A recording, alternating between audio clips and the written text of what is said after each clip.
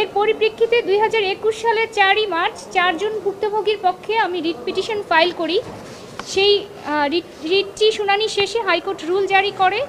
আইন মন্ত্রণালয়ের সচিব, তথ্য ও যোগাযোগ মন্ত্রণালয়ের সচিব, ধর্ম মন্ত্রণালয়ের সচিব এবং বিটিআরসির চেয়ারম্যানকে এই রুলের জবাব দিতে বলা হয়।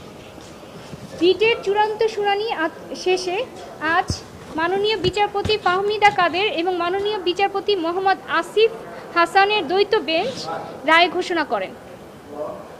আজকের রায়ের পর্যবেক্ষণে বলা হয়, বর্তমান ব্যবস্থায় বিয়ে ও তালাক কার্যকরভাবে যাচাই করা সম্ভব হচ্ছে না, যা পারিবারিক স্থিতিশীলতাকে ক্ষুণ্ণ করে এবং অনেক ক্ষেত্রে সন্তানের বৈধতা নিয়েও জটিলতা তৈরি হয়। উপরন্তু কোনো অপারেশনাল এবং ফাংশনাল ডিজিটাল ডাটাবেস না থাকার সুযোগে প্রতারণার সুযোগ হয়, যা নাগরিকের সম্মান ও মৌলিক অধিকার সংবিধানে